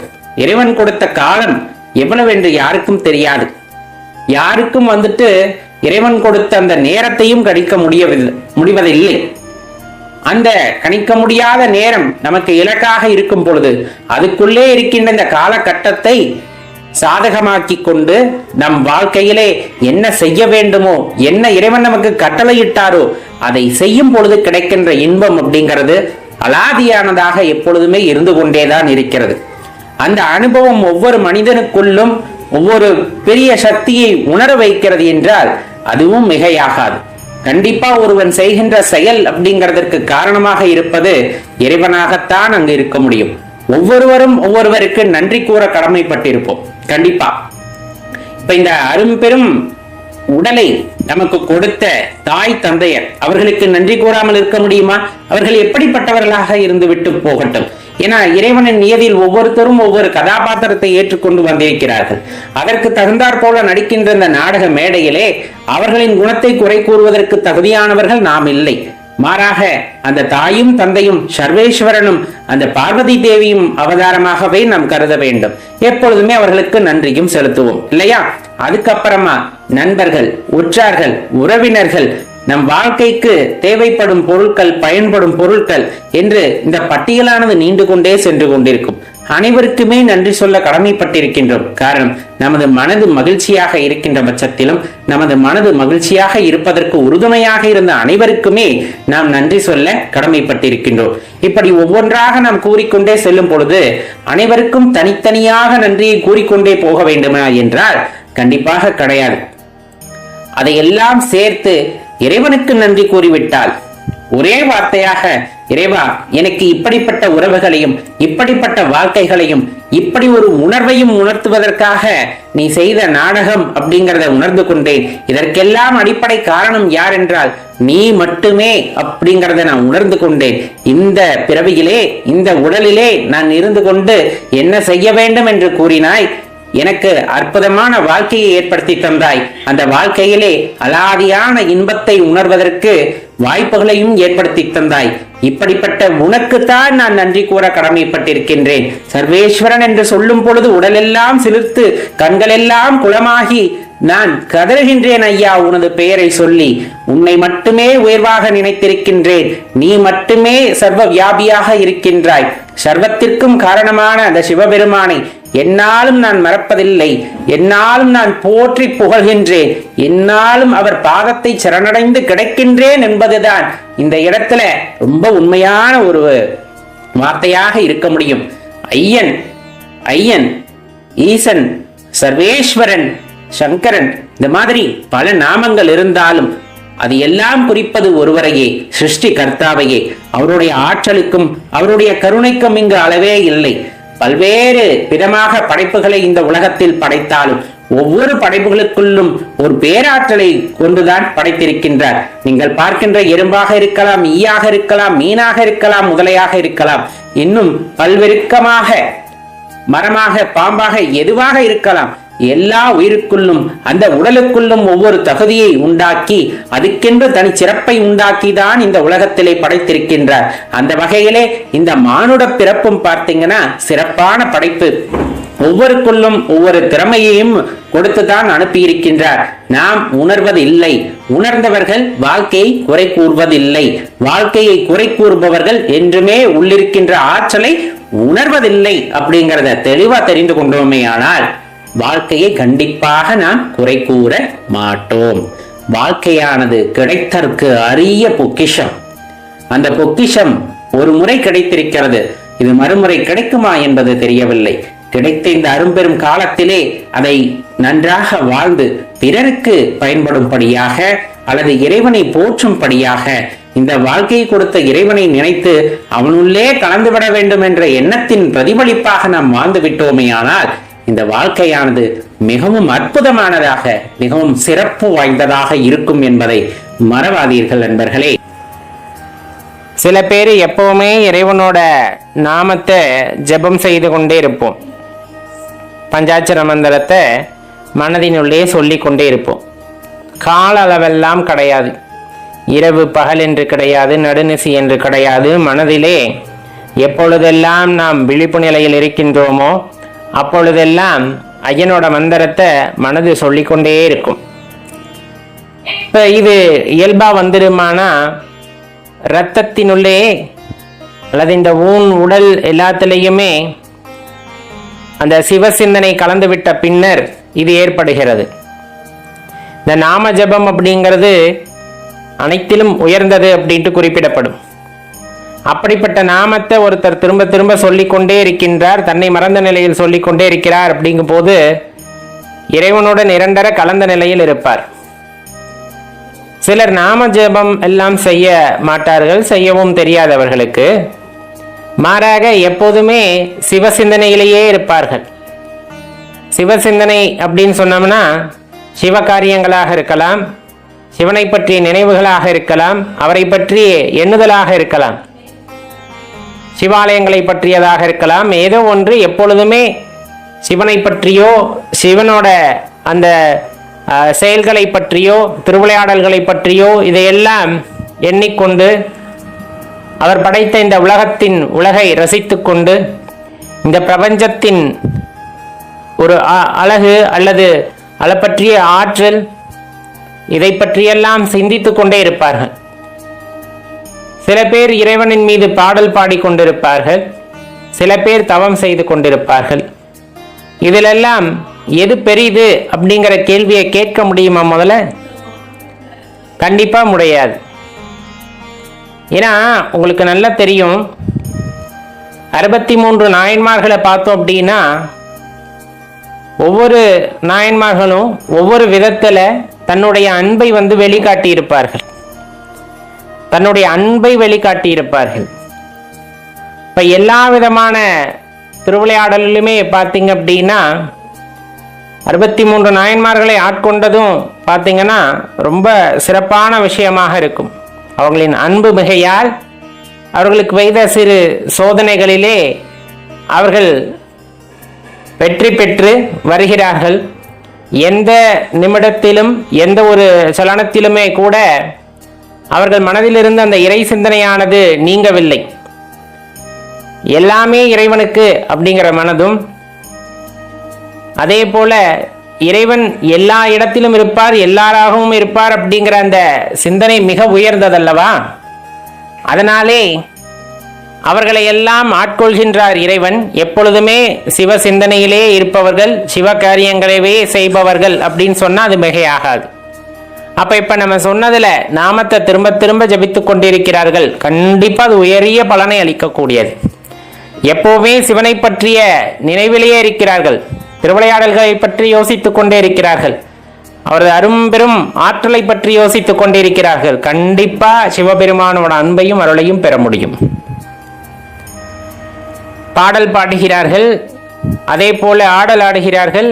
எல்லாத்துக்குமே பார்த்தீங்க அப்படின்னா கண்டிப்பா ஒரு வழியாக அது இருக்கும். இறைவனை அடையக்கூடியதற்கான வழியாக இறைவன் காட்டிய வழியாக இருக்கும். இதில் இன்னும் சிறப்பான ஒரு விஷயத்த சொல்லணும் அப்படின்னா, இயல்பான ஒரு மனிதன் பிறரை தன்னுடைய முன்னேற்றத்திற்காக பயன்படுத்தி கொள்கின்றான் என்றால் அந்த வாழ்க்கை வெறும் வாழ்க்கையாகத்தான் போகிறது. அதிலும் பிறருடைய நன்மைக்காக தனது வாழ்க்கையை ஒருவன் அர்ப்பணிக்கின்றான் என்றால் அது உயரிய வாழ்க்கையாக மாறும். இந்த மாதிரி மனிதர்கள் பார்த்தீங்க அப்படின்னா தெய்வத்தோட அருளை, அதுவும் சிவபெருமானோட கருணை பார்வையை பெற்றவர்கள். பிறரின் நன்மைக்காக, பிறருக்காக தனது வாழ்க்கையை அர்ப்பணித்தல் அப்படிங்கிறது உயரிய விஷயம். உலக நன்மைக்காகவே சிந்தித்து கொண்டிருப்பார்கள். இப்ப சித்த பெருமக்கள் எல்லாம் அப்படித்தான். தனக்கென்று எதையும் விரும்பாதவர்கள். அவர்களுக்கு அட்டமா சித்தி கை கூட பெற்றிருக்கும். அவர்கள் நினைத்தால் என்ன வேண்டுமானாலும் செய்து கொள்ளலாம். ஏன்னா அவங்களுக்கு தங்கம் செய்யறதோ மற்ற வைர வைடூரியங்களை செய்வதோ அவர்களுக்கு ஒரு பெரிதான விஷயம் அல்ல. ஆனால் அவர்களுக்கென்று அவர்கள் எதையும் செய்து கொள்வதில்லை. காரணம், அவர்கள் பிறருக்காக, பிறர் நலனை பேணுபவர்களாக இருக்கிறார்கள். சித்த பெருமக்கள் எப்பவுமே அப்படித்தான். இப்ப சொல்லுவாங்க, ரொம்ப கடினமான சூழ்நிலையில இருந்தாலுமே சிவாலயத்திற்கு செல்கின்றோம் அல்லவா, அதே போல ஜீவசமாதியாக இருப்பார்கள். தன்னுள் இருக்கின்ற சிவத்தை உணர்ந்த நிலையிலே ஜீவசமாதியாக இருக்கிறவர்கள் அந்த இடத்திற்கு சென்றால் அவர்களின் கருணை பார்வை கிடைத்தால் நம் வாழ்க்கையில் இருக்கின்ற துன்பங்கள் மாறும் அப்படின்னு சொல்லப்படும். அது உண்மையும் கூட. சித்த பெருமக்கள் நினைத்தால் நடத்தி காட்ட முடியும். இந்த சித்தம் தெளிந்த நிலை அப்படின்னு சொல்லப்படும் இல்லையா, அந்த மாதிரி நிலை. அப்ப அவ்வாறு நம்மால் இருக்க முடியுமா? பிறர் நலனை பேணி கொண்டு நம் வாழ்க்கையை நகர்த்த முடியுமா? அதிலே நம்மால் இருக்க முடியுமானா கண்டிப்பா இருக்க முடியும். அதற்கு கொஞ்சம் பரந்த மனப்பான்மை, இயற்கையை புரிந்த நிலை, அதே போல இறைவன் நமக்கு இட்ட கட்டளையை உணர்ந்து கொள்ளும் பொழுது அதெல்லாம் சாத்தியம்தான் அப்படிங்கிறதையும் தெளிவாக தெரிஞ்சுக்குங்க. இப்போ பிறருக்காக வாழ்தலும் தன்னை இறைவனிடத்தே ஒப்புவித்தலும் இரண்டும் ஒன்றே ஆகும். தன்னை இறைவனிடம் ஒப்புவித்தல் அப்படிங்கும் போது நான் எந்த காரியங்களை செய்தாலும் அந்த காரியம் உன்னுடைய ஆணையின் பேரிலே நடக்கின்றது அப்படின்னு அவரிடம் ஒப்படைத்து விட்டு தனக்கென்று எந்த ஆசாபாசங்களும் இல்லாமல் இறைவனிட்ட கட்டளைப்படி நாம் செயல்பட்டு கொண்டே இருக்கின்றோம் அப்படிங்கும் போது கண்டிப்பா அது ஏற்கனவே நம்ம சொன்ன பிறருக்காக வாழ்தலிலே நிற்கும். ஏன்னா இறைவனிடக்கூடிய கட்டளை அப்படிங்கிறது எல்லாத்துக்குமானது. ஒரு சிலரை உயர்த்தியோ ஒரு சிலரை ரொம்ப கீழ்நிலையில் வைத்தோ இறைவன் பார்ப்பதில்லை. அனைவருக்கும் ஒவ்வொரு வாழ்க்கையை கொடுத்தாலும் அனைவருக்கும் சரிசமமான உணர்வை கொடுக்கின்றார். இறைவனை உணர்வதற்கான வாய்ப்பை அவர் ஏற்படுத்தி தருகின்றார். அதை பயன்படுத்தி கொள்கிறோமா அப்படிங்கிறது தான் கேள்வியே தவிர இறைவன் வாய்ப்பை கொடுக்கவில்லை அப்படின்லாம் சொல்ல முடியாது. ஏன்னா ஒவ்வொரு காலகட்டத்திலும் ஒரு துன்பம் வருகிறது அல்லது ஒரு சோதனை காலகட்டம் வருகிறது அப்படிங்கும் போதெல்லாம் நம் மனது இயற்கையிலே இறைவனை நாட ஆரம்பித்து விடும். ஆனால் திட்டிக்கிட்டு நாடுவோம்.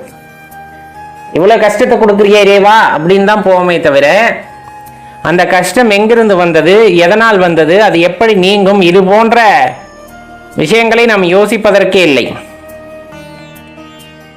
அப்படி யோசிக்க ஆரம்பித்து விட்டால் இந்த துன்பம் எங்கிருந்து வந்தது, அந்த துன்பத்தை எப்படி போக்குவது, அதற்கு மூல காரணமாக இருப்பது எது, இந்த மாதிரி விஷயங்களை ஆழ்ந்து யோசிக்க ஆரம்பித்து விட்டால் கண்டிப்பா நாம் இந்த பிறவியை எடுத்ததன் நோக்கமும் பிறவிக்கான காரணமும் நமக்கு தெரிந்துவிடும். எந்த இடத்தில் துளைத்தோமோ அந்த இடத்தில் தான் தேட வேண்டும். அதே போலதான் துன்பம் ஏற்படுகிறது என்றால் அந்த இடத்திலே தான் எதனால் அந்த துன்பம் ஏற்பட்டது என்று தேட வேண்டும். அப்படி தேடும் போது உண்மையான காரணமானது அங்கு தெரிய வருகிறது. அதன் பலனாக நம்மால் அடுத்த நிலையை உணர முடிகிறது.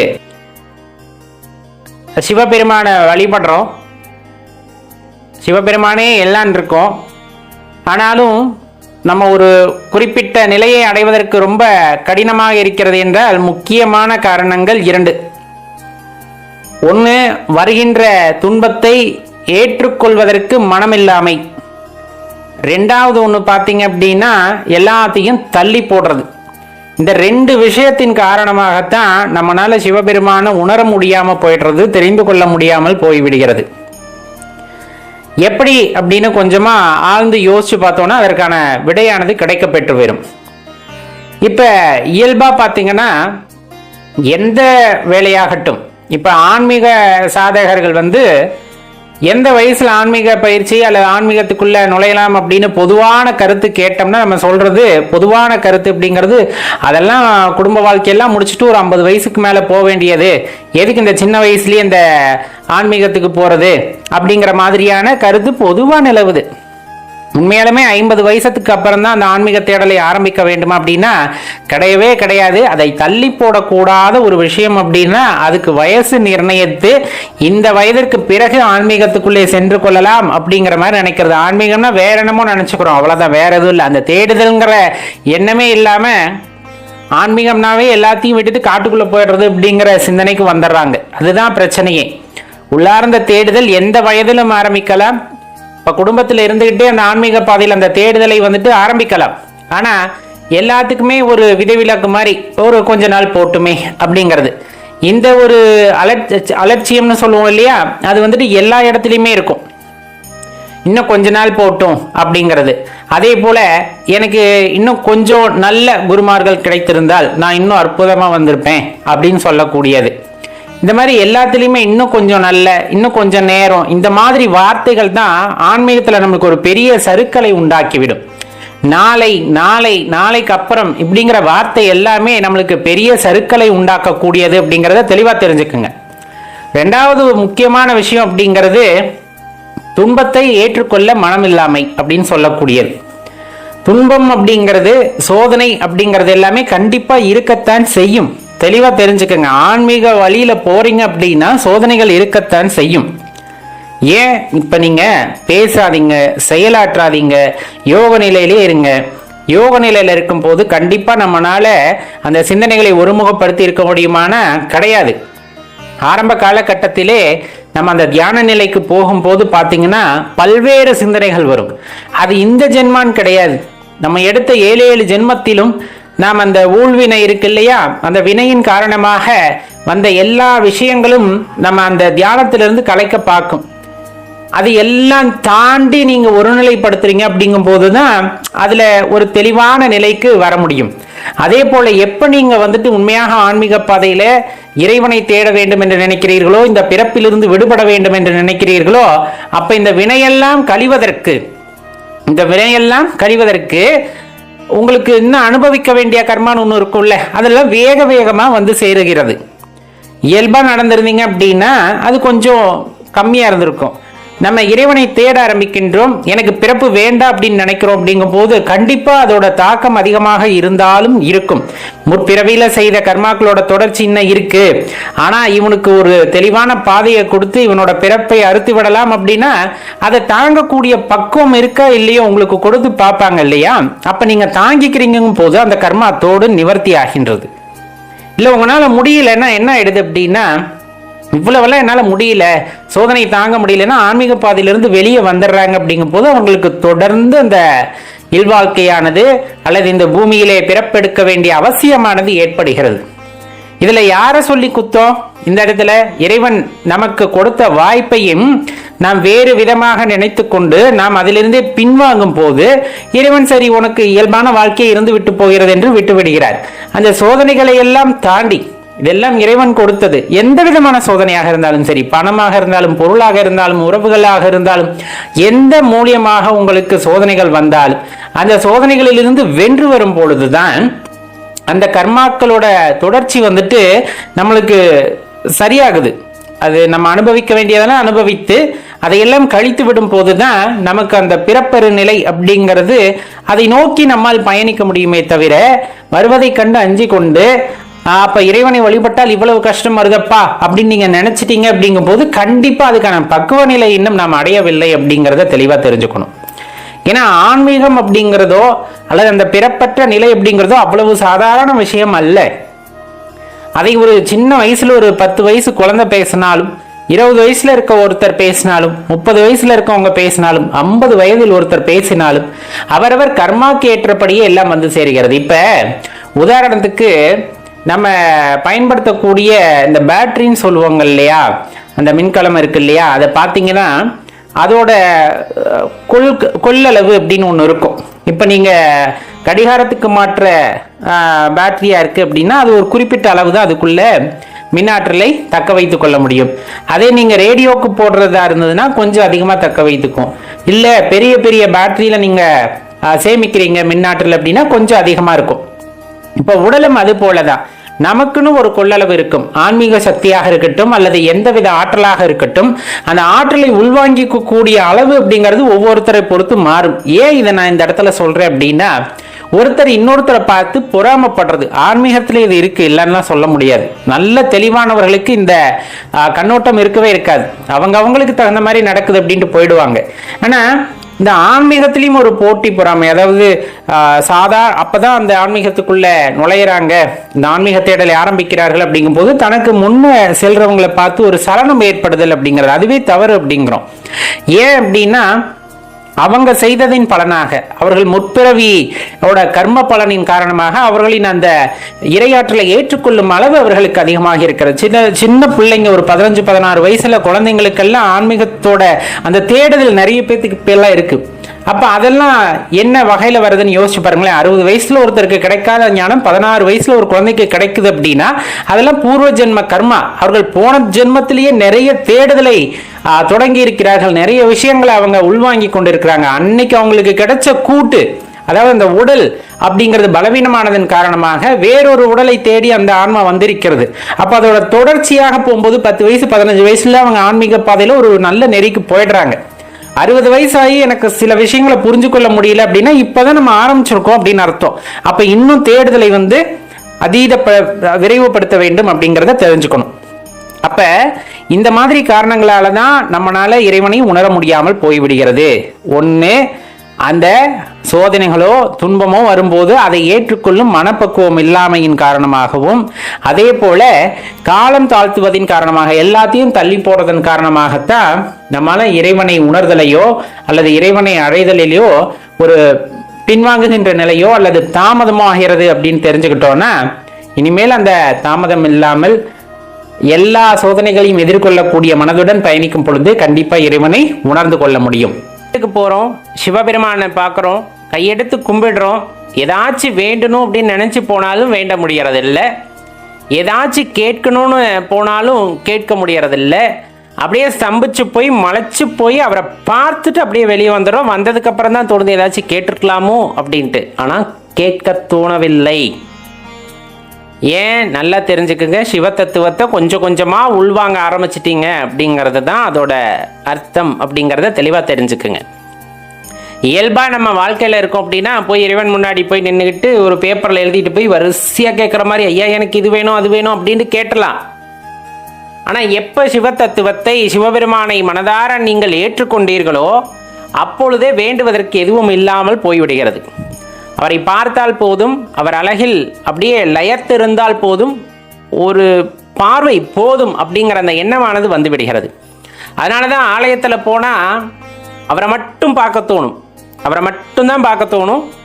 ஏதாச்சும் வேண்டணும்னு நினச்சா கூட பெரிய லிஸ்ட்டாக இருந்தால் கூட நமக்கு அதெல்லாம் எதுவுமே தோணாது. வேண்டாம் வேண்டாம் வேண்டாம்னா அதெல்லாம் கேட்கக்கூடாது, அதெல்லாம் தேவையில்லாத விஷயம், எனக்கு அப்பனை பார்த்தா போதும் அப்படின்ட்டு லயத்து நின்று விடுகிறார்கள் அல்லவா. அவர்களெல்லாம் சிவ தத்துவத்தை உள்வாங்கியவர்கள், உண்மையான இந்த சிவம் பரம்பொருளை உள்வாங்கியவர்கள்ங்கிறத தெளிவாக தெரிஞ்சுக்கணும். மாணிக்கவாசக பெருமான் அழகா சொல்லுவாங்க, வேண்டத்தக்கது அறிவோய் நீ, வேண்ட முழுவதும் தருவோய் நீ, வேண்டும் அயன்மார்க்கு அறியாய் நீ, வேண்டி என்னை பணிகொண்டாய், வேண்டி நீயாது அருள் செய்தாய், யானும் அதுவே வேண்டிடின் அல்லால், வேண்டும் பரிசொன்று உண்டு எனில் அதுவும் உந்தன் விருப்பன்றே.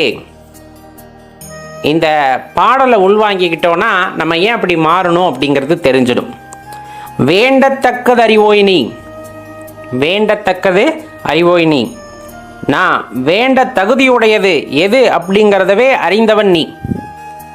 நான் என்ன வேண்டணுங்கிறதே உனக்கு தெரிஞ்சிருக்கும். இப்போ நான் போய் ஆலயத்தில் சிவபெருமான் மீது முன்னாடி நின்று அப்பா எல்லாரும் நல்லா இருக்கணும்னு நினைக்கிறேன்னா அதவே அறிந்தவன் நீ, அப்புறம் ஏன் நான் உங்ககிட்ட வேண்டணும் இல்லையா? ரொம்ப எளிமையான விஷயம் இல்லையா? அப்பா நான் ஒரு கார் வாங்கணும், இது என் மனதில் உதிக்கின்ற வேண்டுதல், அதை யாருக்கு தெரியும்? சிவபெருமானுக்கு தெரியும். அப்புறம் ஏன் நான் திருப்பி போய் சிவபெருமான்கிட்ட கேட்கணும்?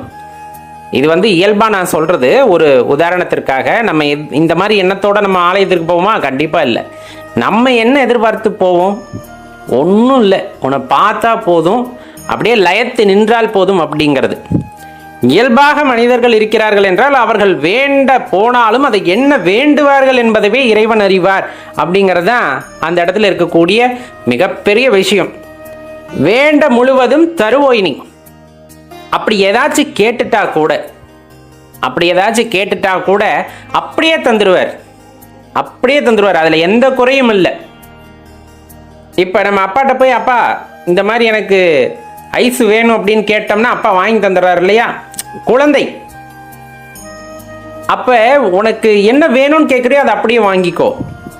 அதனால தான் இந்த இடத்துல ரொம்ப தெளிவாக இருக்கணும். எதையும் கேட்கறதுக்கு முன்னாடி சிவபெருமான்கிட்ட தெளிவாக கேட்கணும். பெரும்பாலும் கேட்குற தன்மை போயிடும்.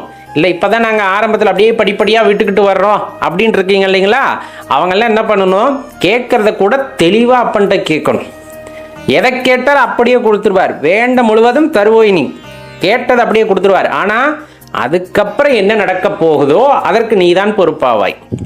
அதனால தான் எதையும் கேட்காதீங்க அப்படின்ட்டு சிவனடியார்கள் பெரும்பாலும் எல்லாத்திட்டையும் சொல்றது.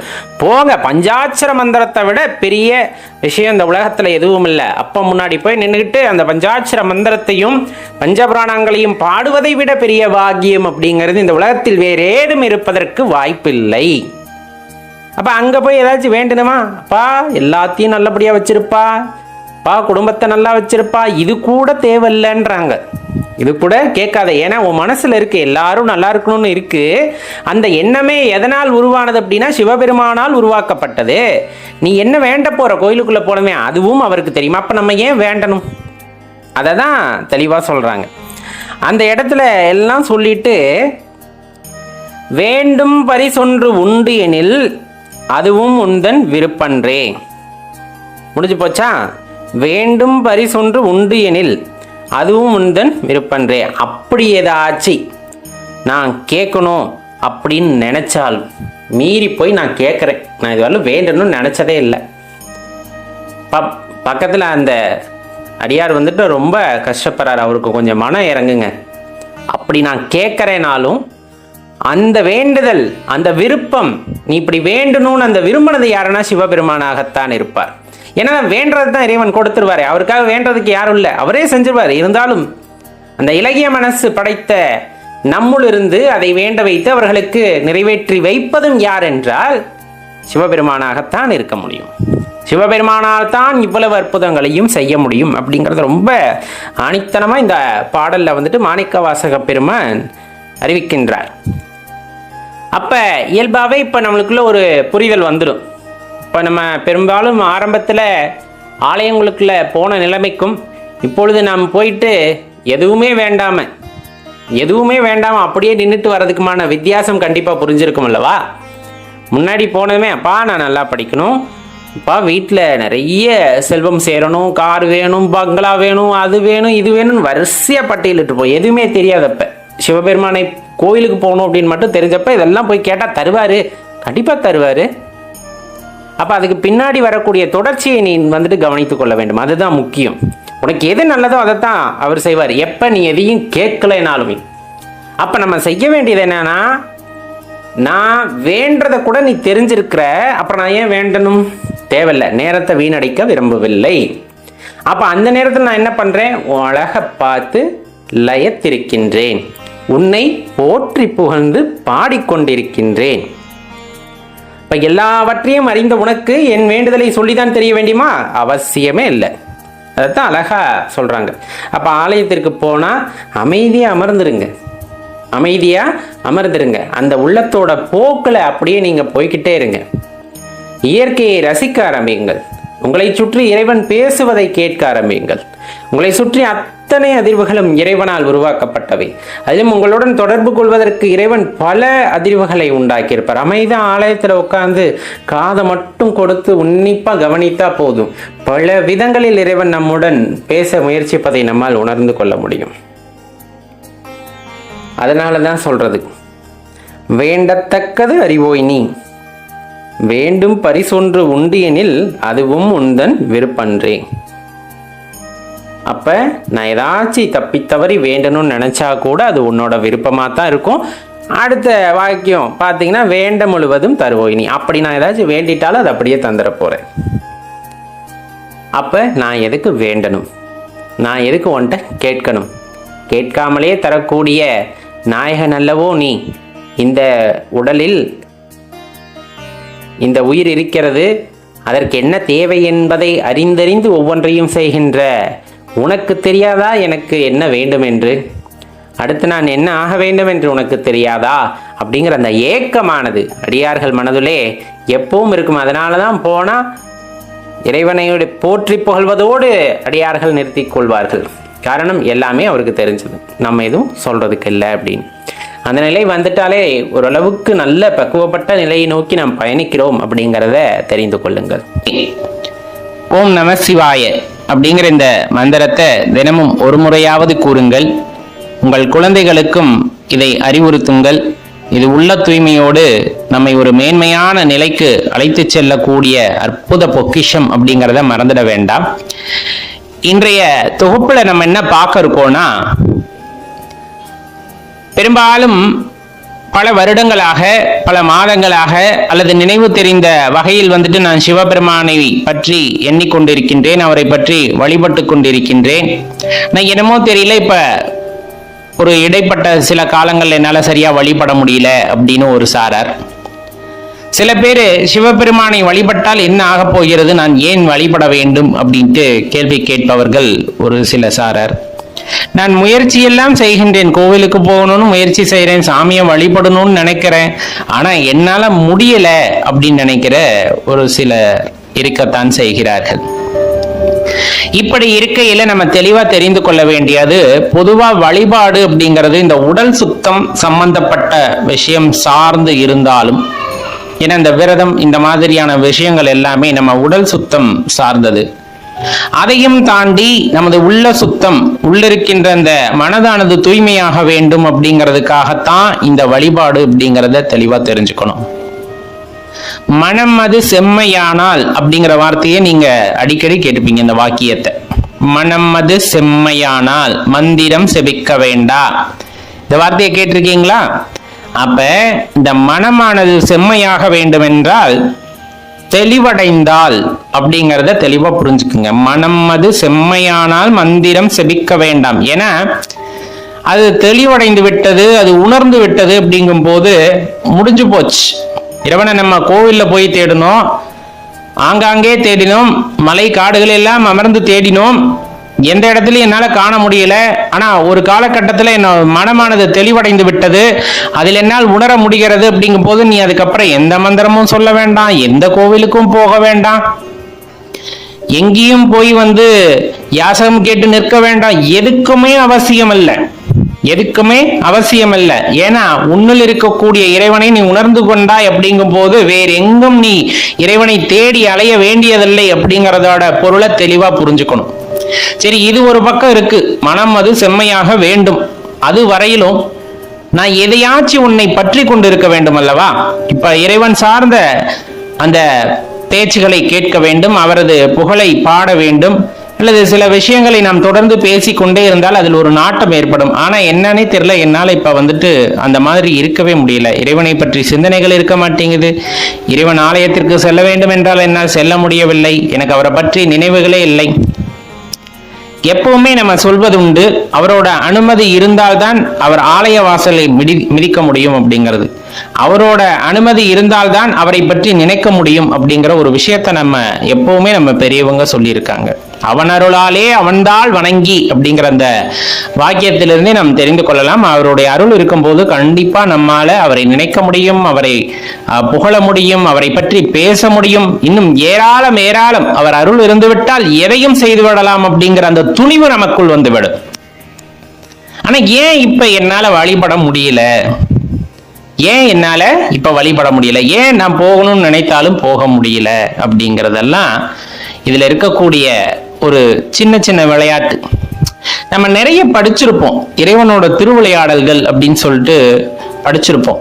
அதாவது பெட்டுக்காக போய் மண் சுமந்தார், இது மாதிரி நிறைய அற்புதங்களை வந்துட்டு நிகழ்த்தினார் இறைவன் அப்படின்ட்டு நம்ம என்ன நினைச்சுக்கிறோம், அப்ப நடந்த அந்த திருவிளையாடல்கள் மட்டும்தான் இறைவன் வந்து நடத்தினார் அப்படிங்கறது மாதிரி நம்ம நினைச்சுக்கிட்டு அதை படிப்பதோடு நிறுத்தி கொள்கின்றோம். அதுதான் இப்ப நம்ம கோவிலுக்கு போக முடியாதது, அவரை வழிபட முடியாதது, இந்த மாதிரி நம்ம சொல்ற 1000 காரணங்களுக்கு ஈடானது. எந்த காலகட்டத்திலும் இப்ப நீங்க நாயன்மார்களோட வாழ்க்கையை எடுத்துக்கொண்டாலும் சரி, இல்ல இந்த திருவிளையாடல்கள் நிகழ்ந்த அந்த படலங்களை எடுத்துக்கொண்டாலும் சரி, தெளிவாக தெரிந்து கொள்ள வேண்டிய ஒரு உண்மை யாதெனில், உண்மையான அன்பு இருக்கும் பட்சத்தில் நீங்கள் இறைவன் மீது உண்மையான அன்பை வைத்திருக்கிறீர்கள், பாசத்தை வைத்திருக்கிறீர்கள், பக்தியை வைத்திருக்கிறீர்கள் அப்படிங்கிற பட்சத்துல இறைவன் அதை சோதிப்பது தவறா? சிவபெருமான் அதை சோதிப்பது தவறா? இப்ப நம்ம பள்ளிக்கூடம் போறோம், 5 பாடம் படிக்கிறோம், நான் படிச்சு முடிச்சுட்டேன் அப்படின்னு அடுத்த வகுப்புக்கு போகணும்னு நினைக்கும் போது அதற்கு வாய்ப்பில்லை அல்லவா? குறைந்தபட்சம் ஒரு தேர்வு அப்படிங்கிறது அங்க இருக்கு, அதை எழுதி நம்மை நாம் நிரூபணம் செய்து கொள்ள வேண்டியது இருக்கிறது, அடுத்த வகுப்பிற்கு தகுதியாகிவிட்டேன் அப்படிங்கிறத. அப்ப அந்த வகையில பக்தி மார்க்கத்துல, பக்தி நெறியில நீங்க ஒரு மைல்கல்லை தொட்டு விட்டீர்கள் அப்படின்னு எப்ப நீங்க உணர்ந்து கொள்ள முடியும்? அப்ப அந்த இடத்திற்கு ஒரு திருவிளையாடல் நிகழ்த்தப்பட வேண்டும், அதாவது ஒரு பரீட்சை மாதிரின்னு வச்சுக்குங்க. அப்ப தொடர்ந்து வழிபட்டுக்கிட்டு இருந்தோம், உருகி உருகி பாடிக்கிட்டு இருந்தோம், எது கிடைத்தாலும் இறைவனுக்கு சமர்ப்பணம் செய்தோம், எல்லாம் இறைவன் என்று நினைத்திருந்தோம். ஆனா ஒரு காலகட்டத்துல என்னால் நினைவுகளே வர முடியலைங்க போது அது உங்களுக்கான தேர்வு காலம், அது உங்களுக்கான தேர்வு காலம். அதில் நீங்கள் எப்படி வெற்றி பெற போகிறீர்கள் அப்படிங்கிறது உங்க கையில தான் இருக்கு. இந்த வழியிலேயே போனேன்ப்பா, கோயில் வாசல்ல தான் போனேன், என்னால உள்ள போக முடியல, நிஜமாலுமே போக முடியலையா? உங்களை கயிறு போட்டு கட்டினது யாரு? கிடையாது இல்லையா? நம்ம மனசுதான். இன்னொரு நாளைக்கு வந்துக்கலாமே அப்படின்னு சொல்லும். அதை மீறி அந்த தேர்வில் நாம் வெற்றி பெற வேண்டும் என்றால் ஆலயத்திற்குள் சென்றாக வேண்டும். தினமும் படிச்சுக்கிட்டு இருந்தேன், இப்ப என் மனசு ஒரே குழப்பமா இருக்கு. திருவாசகத்தை தினமும் படிச்சுக்கிட்டு இருந்தேன், தேவாரம் தினம் படிச்சுக்கிட்டு இருந்தேன். இன்னைக்கு என்னால படிக்கவே முடியல. ஏன் படிக்க முடியல? நேரம் இல்லையா? கிடையாது. அதே 24 மணி நேரம் தான் இருக்கிறது. தினமும் நான் இறைவனுக்காக ஒதுக்குகின்ற அந்த 1 மணி நேரம் அப்படியே தான் இருக்கிறது. ஆனா கேளிக்கைகளில் என் மனம் செல்கிறது, இந்த மாதிரி மற்ற விஷயங்களை கேட்கிறது, அதிலெல்லாம் நேரம் செலவிடுகிறது. ஆனால் இறைவன் மீது எனது நாட்டம் செல்ல மாட்டேங்குதுன்னு நம்மளை நாமே ஏமாத்திக்கிறோம். அந்த உண்மையை தெளிவாக புரிந்து கொள்ள வேண்டும். காலையில விளக்கேற்றி வைத்து இறைவனை பாட வேண்டும் அப்படின்னு இருந்தா எப்படி இருந்தாலும் பாடணும். உட்கார்ந்து நம்ம இறைவன் மீது நமது அந்த நினைவுகளை செலுத்தி, நான் உன்னை பற்றி பாட வேண்டும், நீ என் நாவிலிருந்து பாடு, நீயே உன்னை பாடிக்கொள் அப்படின்ட்டு சங்கல்பம் செய்து கொண்டு பாட ஆரம்பித்து விட வேண்டும், நம்ம புகழ ஆரம்பித்து விட வேண்டும், அவரை பற்றி நினைக்க ஆரம்பித்து விட வேண்டும். கோவிலுக்கு போக முடியல, நினைக்க முடியல, பாடல் பாட முடியல, இது எல்லாம் உனக்கான சோதனை அப்படிங்கிறதையும் தெரிந்து கொள்ள வேண்டும். அந்த சோதனையை தாண்டி நீ என்ன வேணாலும் பரீட்சை வச்சு பாரு.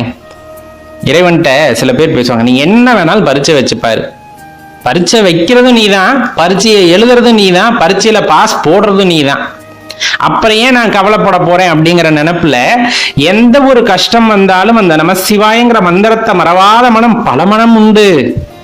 அவங்கெல்லாம் இந்த வார்த்தையை என்னைக்குமே சொல்ல மாட்டாங்க. என்னால கோவிலுக்கு போக முடியல, என்னால இறைவனை மறந்த நிலையில் இருக்க முடிகிறது அப்படிங்கிறதெல்லாம், அதாவது நினைக்க முடியல அப்படிங்கிறதெல்லாம் ரொம்ப ஒரு விசித்திரமான ஒண்ணா இருக்கும் அவங்க கிட்ட. ஏன்னா அவங்க கிட்ட இருந்த அந்த நினைவை நீக்கவே முடியாது.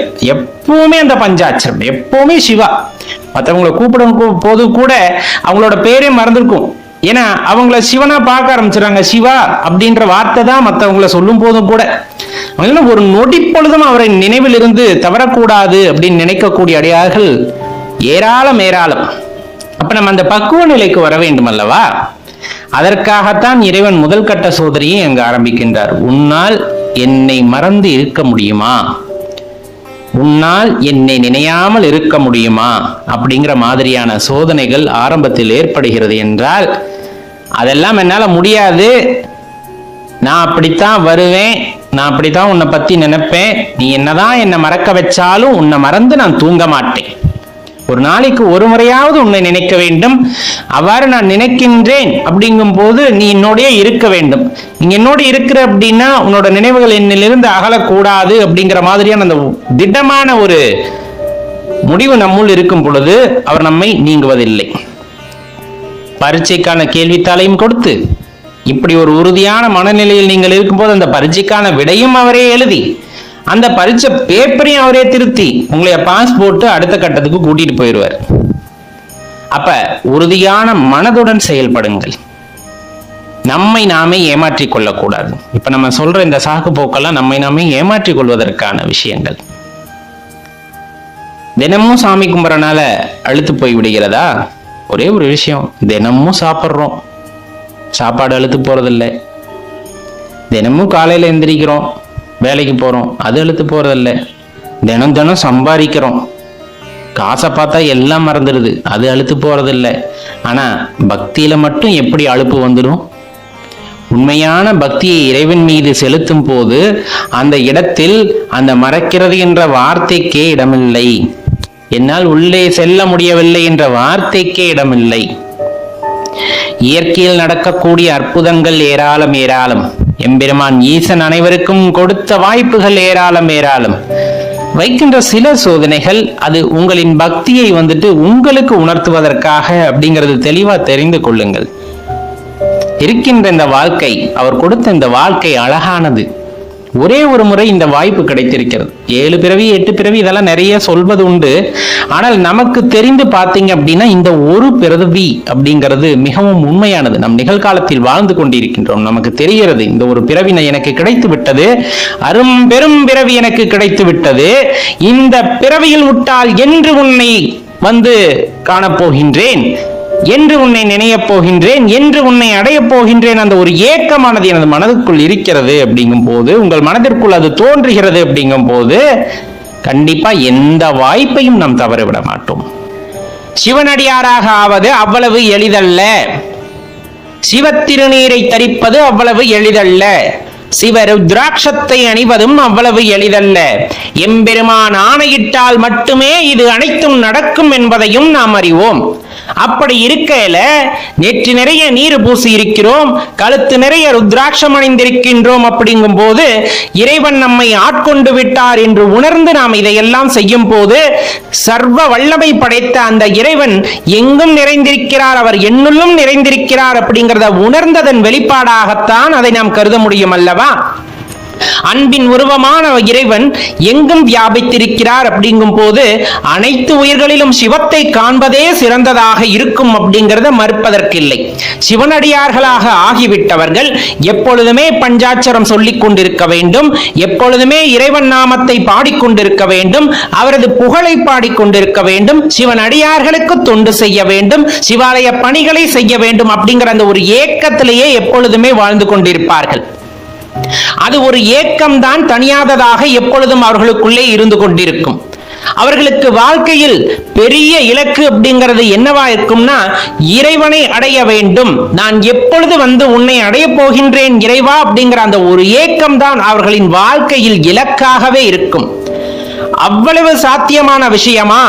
உள்ளூர அன்பு பொங்கி இறைவன் அந்த அன்பில் மயங்கி ஏற்றுக்கொள்வார் என்ற நம்பிக்கையில் விடாப்பிடிவாதமாக அந்த சிவபஞ்சாட்சரத்தை தொடர்ந்து சொல்லிக் கொண்டே இருப்பதன் மூலமாக அதை உறுதி செய்கின்றோம்.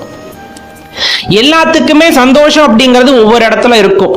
ஆனா சிவபக்தர்களுக்கு சந்தோஷம் அப்படிங்கிறது சிவனை நினைப்பதில் மட்டுமே இருக்கும், வேற எதுவுமாக இருக்காது. எல்லாத்துக்குமே தெரிஞ்ச ஒரு விஷயம்தான், சிவனோட கடைக்கண் பார்வை பட்டுவிட்டால் போதும், வேற எதுவுமே வேண்டாம். ஐயா, உன்னோட கடைக்கண் பார்வை பட்டுவிட்டால் அதுவே எனக்கு மிகுந்த ஆனந்தம்.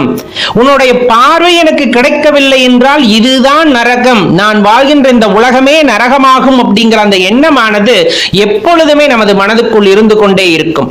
அவர் கடைக்கண் பார்வைக்காக நாம் ஏங்கி ஏங்கி ஐயனை புகழ்ந்து பாடி அவரை நினைத்து நினைத்து உருகி அவரனுள்ளே கலக்க வேண்டும் என்ற ஏக்கத்தில் துடிதுடித்துக் கொண்டிருக்கின்றோம். அதையெல்லாம் இறைவன் எப்படி கருணை காட்டி நம்மை ஏற்றுக்கொள்வார் அப்படிங்கிறதுக்காகத்தான் பொறுத்து காத்து கொண்டிருக்கின்றோம்.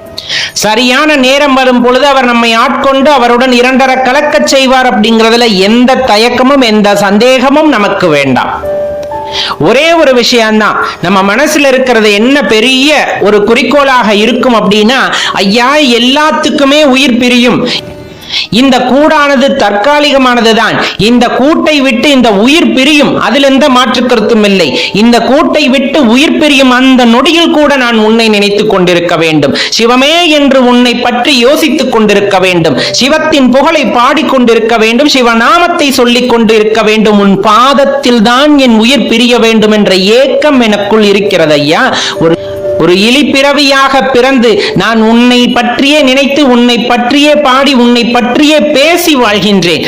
அப்படி பேசுகின்ற இந்த அடியானுக்கு உனது பாதத்தில் ஒரு இடம் கிடைக்காதா என்ற ஏக்கம் எப்பொழுதுமே இருந்து கொண்டிருக்கும். 1000 பேர் வந்து 1000 சொல்லட்டும், எவர் என்ன கூறினாலும் எனக்கு உயர்ந்தவர் நீயே, நீயே எனது தலைவன் என்று உன்னை சரணடைந்து உன் பாதத்தில் கிடப்பேன் அன்றி வேறு யார் பாதத்தையும் பணிய மாட்டேன். அந்த குணத்தை எனக்கு கொடுத்தாய், உன் மீது பாசம் வைக்கவும் பற்று வைக்கவும் அதே போல் உன் மீது அன்பு காட்டவும் எனக்கு கற்றுக் கொடுத்தாய். இதையெல்லாம் கற்றுக் கொடுத்த நீ என்னை ஆட்கொண்டு உன்னுடன் இரண்டர கலக்கச் செய்வது என்னாலோ என்று வேண்டி கிடக்கின்றேன் இறைவா, கொஞ்சம் உன் கடைக்கண் பார்வை காட்ட மாட்டாயா என்றுதான் ஏங்கி தவித்துக் கொண்டிருக்கின்றேன். நம சிவாய.